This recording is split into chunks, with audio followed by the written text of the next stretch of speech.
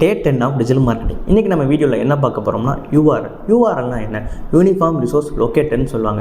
For example, இப்போ நான் யார்கிட்டயாச்சும் அந்த வெப்சைட் லிங்கை சென்ட் பண்ணு அப்படின்னு சொல்கிறப்போ அந்த லிங்க்குங்கிற டேம் இருக்குல்ல, அதுதான் டெக்னிக்கல் டேமில் யூஆர்எல்னு சொல்லுவாங்க.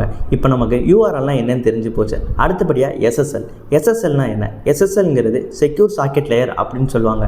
இது ஒரு சர்டிஃபிகேட்டுங்க. இந்த சர்டிஃபிகேட்டை நம்ம பர்ச்சேஸ் பண்ணி நம்ம வெப்சைட் டொமைன் நேமோட ஒரு இன்டிகிரேட் பண்ணுறதுனால ஒரு யூஸராக நான் கூகுள் மாதிரியான பிளாட்ஃபார்ம்ஸில் வந்துட்டு அந்த வெப்சைட்டை நான் ஆக்சஸ் பண்ணுறப்போ எந்த ஒரு இண்டிகேஷனும் ராங்காக காட்டாதுங்க.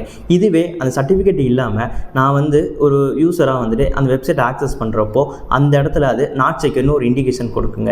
எதனாலனா அந்த வெப்சைட்டோட டொமைன் நேமில் எஸ்எஸ்எல் இன்டிகிரேட் பண்ணாமல் இருக்குங்க. இது மூலியமாக அந்த வெப்சைட்டுக்கு ஒரு யூசர்ஸும் வரமாட்டாங்க. இப்போ உங்களுக்கு ஒரு டவுட் வரும், இந்த எஸ்எஸ்எல் சர்டிஃபிகேட்டை நான் எங்கே போய் பர்ச்சேஸ் பண்ணலான்னு.